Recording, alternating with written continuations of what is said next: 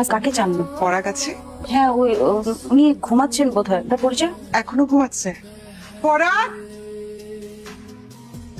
পড়া আপনি কে? মানে আপনার একটু পরে তুমি জানতে পারো।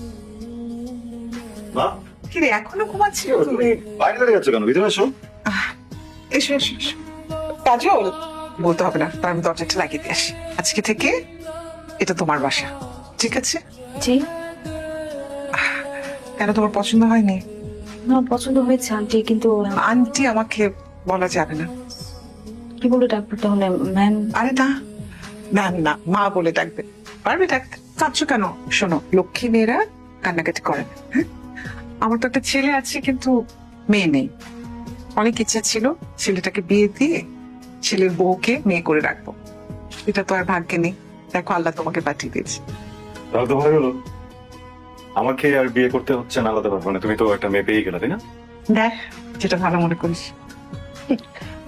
চিরকুমার থাকা অসুবিধা নেই, মেয়ে পেয়ে গেছি। চল,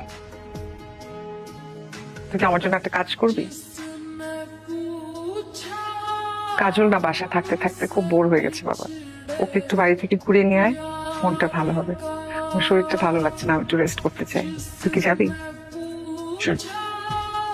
বলেন, কি হলো? যাবেন না? আমি চিনতে পারিনি না, আসলে এভাবে বের হয়েছি, কেউ যদি দেখে ফেলে ঝামেলা হয়ে যাবে। আমাকে একটা জায়গায় নিয়ে যেতে পারবেন? আমার বাবা মার সাথে দেখা করতে যাবো। অ্যাড্রেস? আসলে কবরস্থান। আপনি তাহলে বাসে যান, আপনি বাসে যান? আপনি বাসে যাবেন না? আমি আসবো, but মানে আমার একটা কাজ আছে, ওটা শেষ করে তারপর আসবো।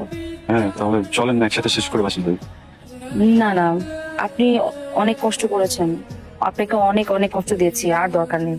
প্লিজ আপনি যান আন্টির কাছে, আন্টি আপনি নিশ্চয়ই আপনার জন্য অপেক্ষা করছে। জি, আমার কাজটা শেষ করে চলে আসবে। ঠিক আছে।